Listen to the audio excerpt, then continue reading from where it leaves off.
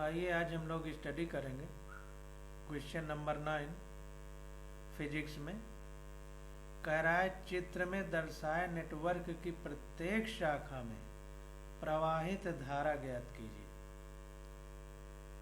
तो जो नेटवर्क बनाया गया है, इस नेटवर्क में जो करंट का फ्लो है प्रत्येक आर्म में, वो हमको बताना है।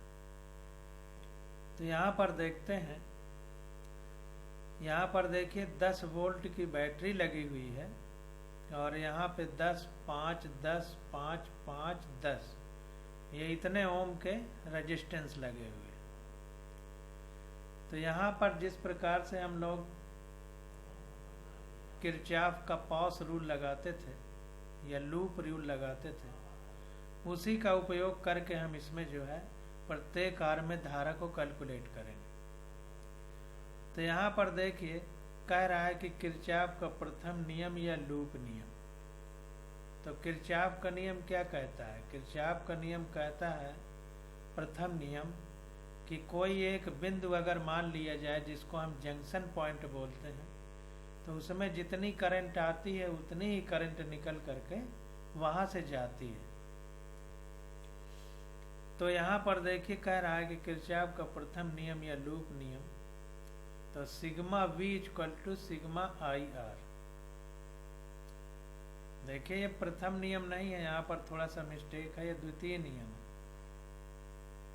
क्योंकि धारा, आने वाली धारा और जाने वाली धारा बराबर होती है, और द्वितीय नियम जो है किरचॉफ का, उसके हिसाब से ये है कि किसी लूप में या पास में जो विभव का अंतर है उसका कुल योग 0 होता है। यह द्वितीय नियम। तो यहाँ पर किरचॉफ का द्वितीय नियम लिखना चाहिए, थोड़ा मिस्टेक है। तो यहाँ पर देखिए द्वितीय नियम के हिसाब से sigma V equal to sigma IR, यानी टोटल जो यहाँ पे विभवांतर है वो टोटल विभवांतर करंट और प्रतिरोध के गुणनफल के कुल योग के बराबर है। ये द्वितीय नियम। तो लूप ABDA में धारा वितरण। अब यहाँ पर देखिए करंट की बात, अब यहाँ पर जो ये प्रथम नियम है यहाँ से शुरू होता है, यहाँ से, ये द्वितीय नियम पर आधारित है। तो लूप ABDA इस वाले लूप में करंट की बात हो रही। तो यहाँ पर देखिए हमको करंट को मानना पड़ेगा। तो मान लीजिए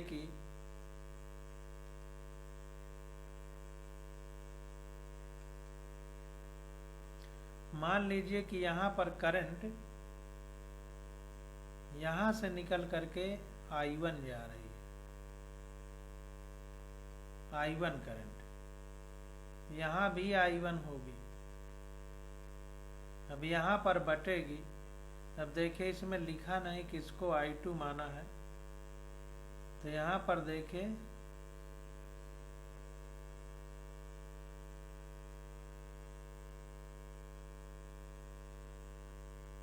यहाँ पर समझना पड़ेगा कि किसको I1 किसको I2 माना है। अच्छा, समझ में आ गया समझ में। इसने क्या किया है, इसको I माना है, I करंट। तो यहाँ पर I आ रही है और इसको I1 माना है, I1, और इसको इस इधर जाने वाली को I2 माना है। ये है। तो इधर देखिए I1 आएगी, इधर I2 आएगी, इस प्रकार से माना है। तो यहाँ पर देखिए इस पर अगर करंट देखी जाए, करंट और प्रतिरोध का गुणनफल, ये भी देखिए धारा, ये भी द्वितीय नियम है, क्योंकि 10 × I1 मतलब IR का गुणनफल है, सब में है। तो द्वितीय नियम ही है, किरचॉफ का प्रथम नहीं है, यहाँ पर द्वितीय नियम होना चाहिए, द्वितीय नियम। तो यहाँ पर देखिए 10 × I1। अब देखिए यहाँ पर फिर गड़बड़ हो रहा है, 10 × I होना चाहिए। यहाँ पर लिखा भी नहीं, इसको लिखना चाहिए तब समझ में आता। तो चलिए अगर इसको I1 माना है या इसको हो सकता है माना हो, तो देखते हैं। नहीं होगा यही 10 गुणे I1 प्लस 5 गुणे I2। चलिए ये I1 है, ये I2, तो 10 गुणे I1 V बराबर आई आर, तो I गुणे आर, तो I1 है, R 10 होगा, तो 10 I1 प्लस 5 I2 माइनस 5, ये 5 I minus I1 equal to 0। ये देखे उतना अच्छा समझ में नहीं आ रहा है क्योंकि लिखा नहीं है। इसको देखते हैं इंग्लिश वाली बुक में। ये देखिए इंग्लिश वाली बुक से समझने का प्रयास करते हैं। यहाँ पर देखिए ये I1 माना है, यहाँ पर इसको I2, इसको I3, यहाँ पे क्लियर समझ में आ रहा है। तो यहाँ पर देखिए I1 धारा आई, इसको I2 माना, इसको I3 माना, और यहाँ पर देखिए ये I4 इधर निकल गई, क्योंकि यहाँ पर देखिए I यहाँ से I1, यहाँ से दो रास्ते बने। तो मान लीजिए एक तरफ I2 गई, दूसरी तरफ I3 गई, फिर यहाँ से यहाँ आए तो दो रास्ते बने। तो एक तरफ मान लीजिए I4 गई, तो दूसरी तरफ जो ये I2 थी, तो I2 में I4 जो घटा दिया उतना गई। भाई मान लीजिए यहाँ से 100 आई तो इधर 50 गई, तो इधर कितनी गई? 100 में 50 घटाया तो इधर गई वो। तो इसी प्रकार I2 यहाँ से आके इधर मान लीजिए I4 चली गई, तो इधर I2 में अगर I4 बचा दें तो बची हुई इधर जाएगी। तो वही I2 में I4 घटा दिया गया, तो ये इधर आ गई। अब देखिए इधर देखते हैं, तो इधर I2 गई, इधर I3 गई, तो अब यहाँ पर अगर इधर जाने की बात करें तो ये भी आ रही है, ये भी आ रही है, यानी जोड़ के इधर I3 और I4 गई, तो इस प्रकार से इधर चली गई। तो इस प्रकार से इसमें I3 और I4 आ गई। फिर यहाँ से देखिए जब ये निकलेगी तो टोटल निकल करके I1 ही यहाँ आएगी, क्योंकि किरचॉफ के प्रथम नियम से हमने पढ़ा है कि आने वाली धारा किसी जंक्शन से निकल के जाने वाली करंट बराबर होती। धारा मीन्स करंट। तो ये I3 plus I2 equal to I1 हो जाएगी, क्योंकि I3 और I2 ही यहाँ से आ रही हैं। ये जोड़ेंगे अगर हम तो ये I4 कट जाएगा, क्योंकि ये माइनस है, ये प्लस है, तो I2 प्लस I3 ही बचेगा। तो I2 प्लस I3 यही I1 के बराबर होगी, क्योंकि ये यहाँ से I1 धारा जा रही। तो यहाँ पर देखिए लिखा है current I1 equal to current flowing through the outer circuit. तो I1 ये बाहरी परिपथ वाली धारा है, I2 equal to current flowing through branch AB। तो I2 AB में जाने वाली धारा है। इसी प्रकार I3 current flowing through branch AD में आने वाली धारा I3 है। इसी प्रकार I2 minus I1 current flowing through branch BC, ऊपर जैसा फिगर देखा था। I3 plus I4 current flowing through branch CD, सब लिखा हुआ है फिगर में। I4 current flowing through branch BD।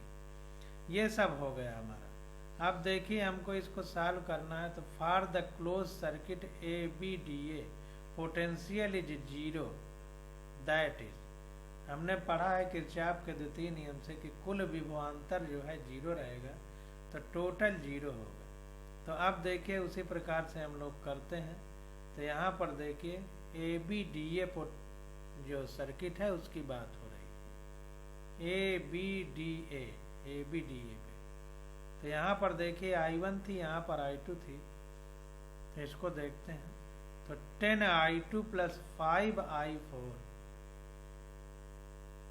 10 I2 plus 5 I4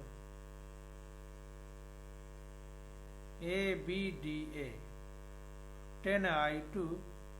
अब देखिए एक दिशा बना लेते हैं, उस दिशा के हिसाब से हम लोग चलेंगे। तो ये ऐसे दिशा माना है इस प्रकार से, तो ऐसे चलेंगे तो इधर वाली दिशा को पॉजिटिव माना है।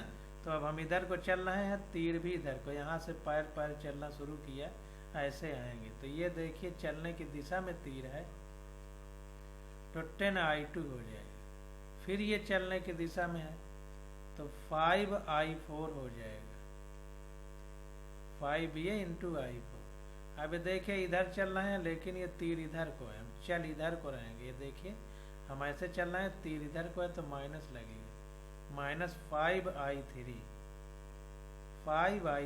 इक्वल टू 0 इस पूरे पास में। यही देखिए लिखा होगा, देख लेते हैं। तो देखिए यहाँ पर वही लिखा है 10i2 plus 5i4 minus 5i3 equal to 0।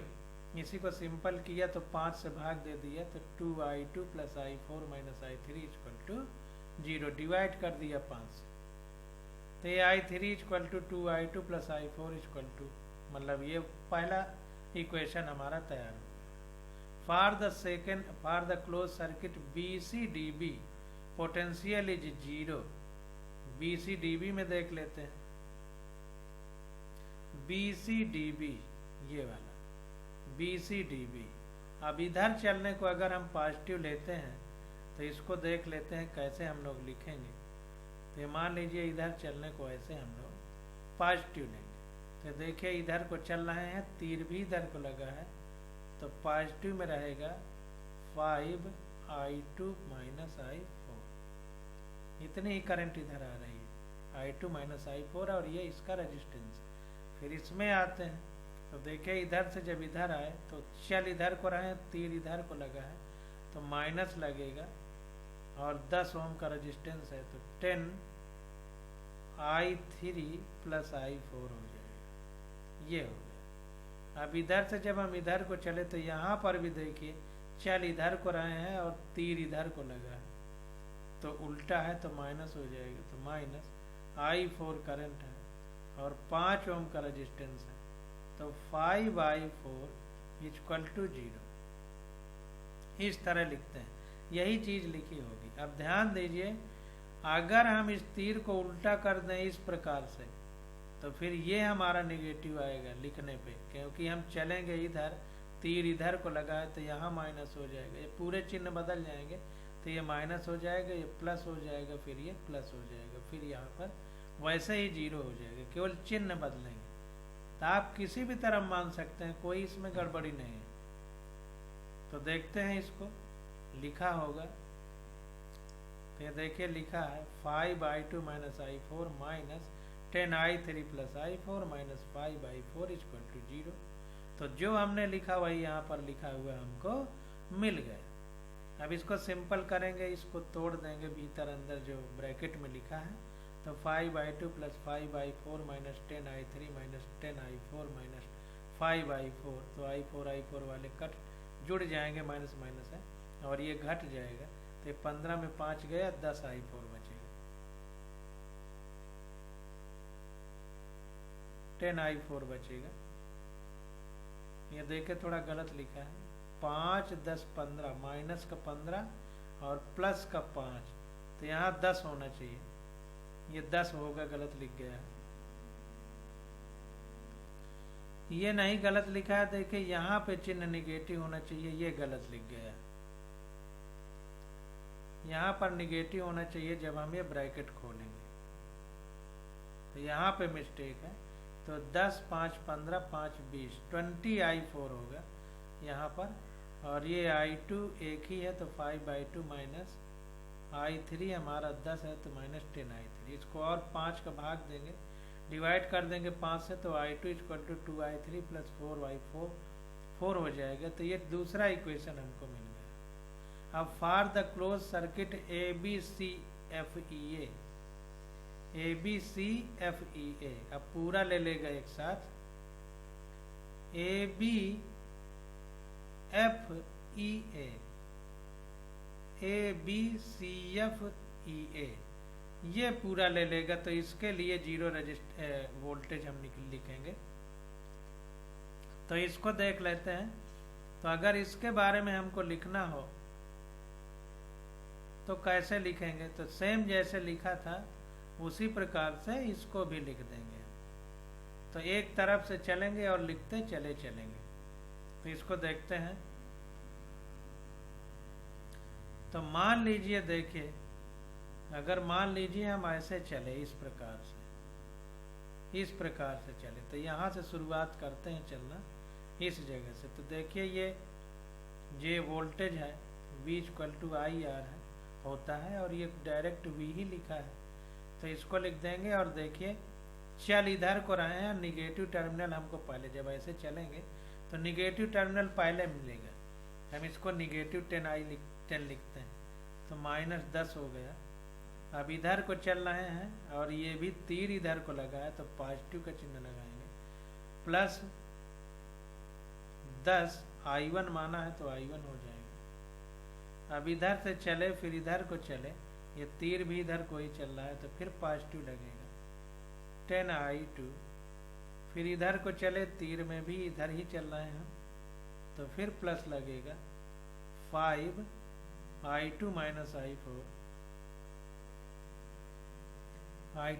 I4 फिर इधर को आए फिर इधर को आ गए, तो पहुंच गए यहीं पर, तो ये हो गया 0। तो ऐसे हम लोग इसको लिखेंगे। अब देखते हैं क्या लिखा हुआ है।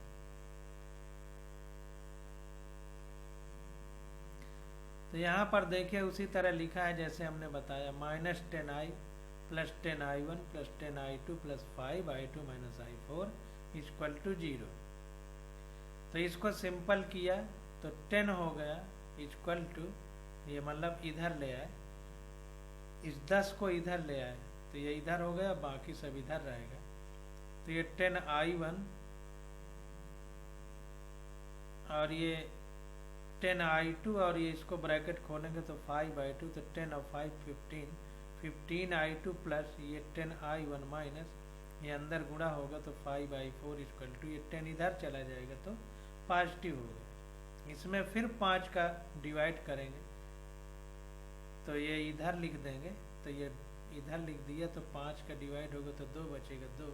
अब इसमें करेंगे तो 3I2 plus 2I1 minus I4 हो जाएगा। ये इक्वेशन 3 हमको प्राप्त हो गई।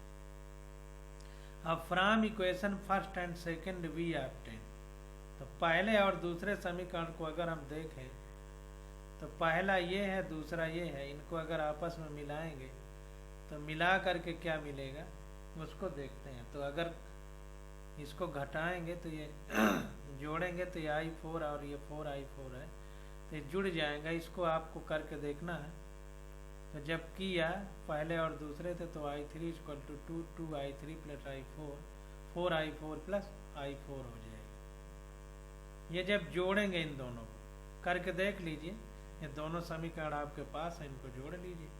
जोड़ेंगे तो इतना ही आएगा, इतना आ जाएगा। तो यहाँ पर देखिए ये सारे इक्वेशन हमारे निकल के आ गए हैं, और फिर से इसको एक बार आपको समझा देते हैं ताकि किसी प्रकार की गड़बड़ी न रहे। तो देखिए इक्वेशन I4 I5 I6 बन गया, ये I7 बन गया।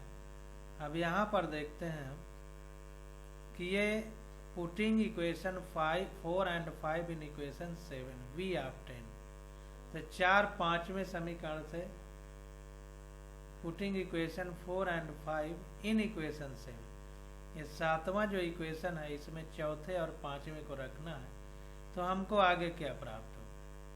तो चौथे और 5वें में देखते हैं, तो चौथा हमारा I3 बराबर -3I4 है, 5वां हमारा I2 बराबर -2I4 है।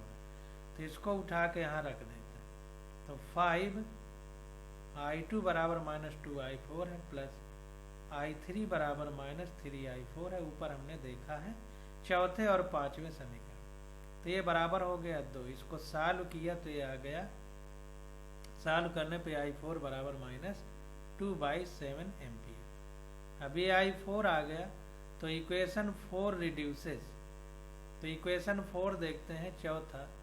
तो यहाँ पर देखिए चौथे समीकरण में क्या है, I3 बराबर -3I4, I4 बराबर -3I4, तो I3 बराबर -3I4, तो I4 की वैल्यू यहाँ से उठा कर रख दिया, तो -2/17 बराबर 6/17 एम्पियर, तो I3 निकल आया। और I4 बराबर I2 बराबर -2I4 होता है, तो अब I4 की वैल्यू यहाँ पे रख दिया, -2i4 की वैल्यू अभी हमने ऊपर निकाला था, -2/17, तो ये रख दिया तो आ गया i2 बराबर 4/17 एम्पियर। इसी प्रकार i2 माइनस i4 निकालेंगे, क्योंकि ये भी किसी आर्म में करंट जा रही होगी, अभी ऊपर फिगर में देखेंगे। तो i2 माइनस i4 बराबर i2 हमने निकाल लिया है, और i4 ये पता है तो घटा देंगे, तो 4/17 माइनस 2/17 तो आ गया 6/17 एम्पियर। इसी प्रकार i3 प्लस i4 बराबर, i3 की वैल्यू पता है 6/17 प्लस i4 हमको पता है, माइनस का 2/17 तो आ गया 4/17 एम्पियर। तो i1 बराबर i3 प्लस i2 देख लेते हैं, तो ये आ गया i3 है 6/17 प्लस i2 हमें पता है 4/17 तो आ गया 10/17 एम्पियर। तो therefore current in branch A B, अगर ए बी ब्रांच में करंट देखा जाए तो देखते हैं ए बी में क्या लिखा हुआ है। ए बी में कह रहा है 4/17 एम्पियर जाएगी, तो ए बी में देखते हैं, ए बी में i2 है, ए बी में i2 है, तो i2 जो वैल्यू होगी वो होगी i2 current flowing from, i2 बराबर current flowing through branch A B, तो i2 वाला आंसर सही होगा। ये गलत लिखा है, देखिए ध्यान दीजिए,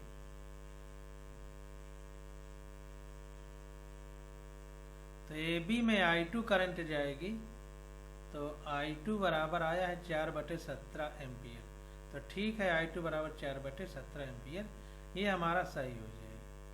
इसी प्रकार i3 किस में गई है, सब ऊपर लिखा है, तो सब का हम लिखते यहाँ चले जाएंगे। ब्रांच BC में 6/17 है, तो इसका मतलब i2 माइनस i4 करंट गई होगी। इसी प्रकार से ब्रांच AD में 6/17 है, तो इसमें भी i2 माइनस i4 गई होगी 6/17। अभी ऊपर हमने फिगर देख लिया। इसी प्रकार AD में BD में जो नाम लिखे हैं वही देख लेंगे।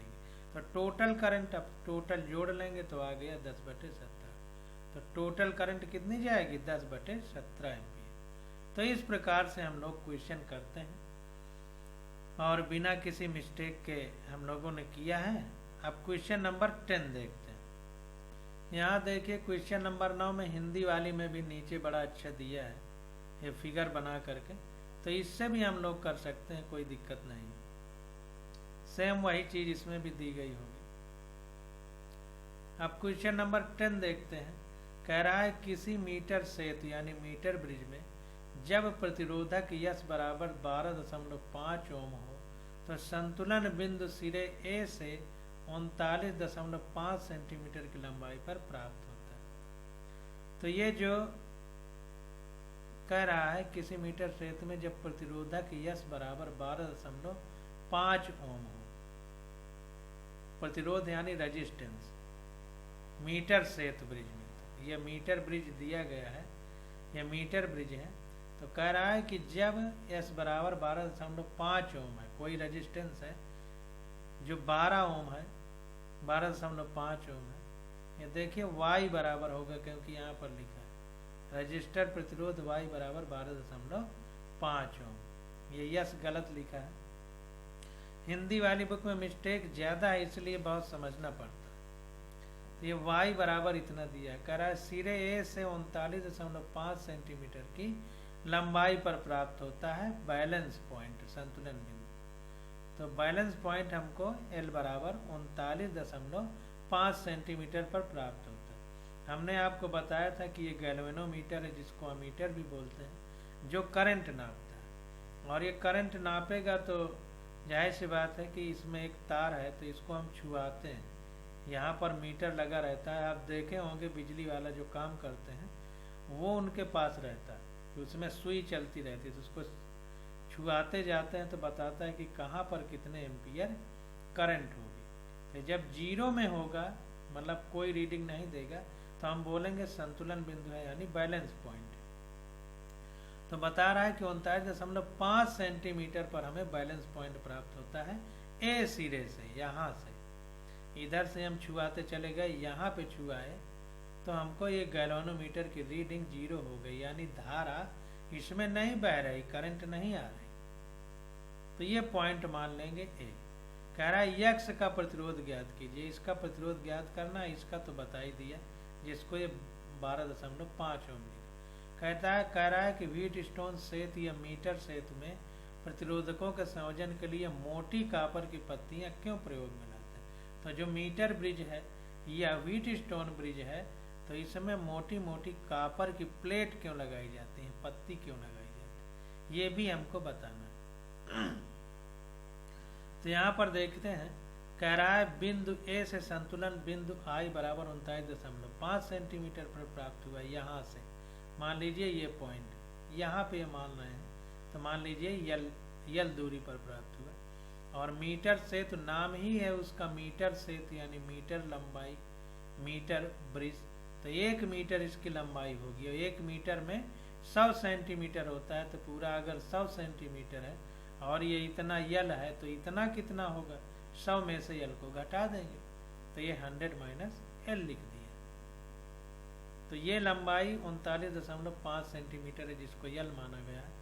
यहीं पे ये बैलेंस है। और रजिस्टर Y बराबर 12.5 ओम है, रजिस्टर X हमको बताना है।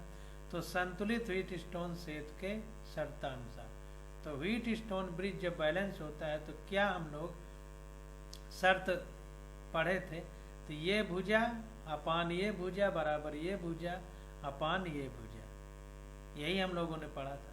तो x upon y equal to L upon 100 minus L. तो x equal to L into ये वाई हो जाएगा, देखिए यल भूल गया फिर से, L into y upon 100 minus L. तो ये यक्स बराबर हो जाएगा, यल की जगह 39.5 रखेंगे तो 39.5 गुणे ये y की वैल्यू 12.5 है वो रख दिया अपान 100 माइनस एल की वैल्यू 39.5 साल की है, तो आ गया 8.16 ओम। अतः रजिस्टर एक्स का प्रतिरोध कितना होगा, 8.16 ओम, यानी 8.16 ओम। अब देखिए कह रहा है मीटर सेतु में समायोजन पर लगे प्रतिरोध पर विचार नहीं किया जाता, क्योंकि मीटर सेतु का व्हीट स्टोन सेतु में मोटी कापर पट्टी लगी होती है। तो जब हम इसका मीटर ब्रिज जो है हमारा उसको जोड़ते हैं, तो उसमें जो रेजिस्टेंस होता है उस पर हम नहीं वो करते कि मीटर ब्रिज के अंदर का रेजिस्टेंस क्या है। जैसे जब हम बैटरी लगाते थे तो देखते थे कि इसका आंतरिक प्रतिरोध बैटरी का या इंटरनल रेजिस्टेंस कितना है, लेकिन मीटर ब्रिज में नहीं देख रहे। तो क्यों नहीं देख रहे, तो वही बता रहा है कि व्हीट स्टोन जो ब्रिज है उसमें कापर की मोटी पट्टी लगी होती है तथा मोटाई बढ़ने पर प्रतिरोध घटता है।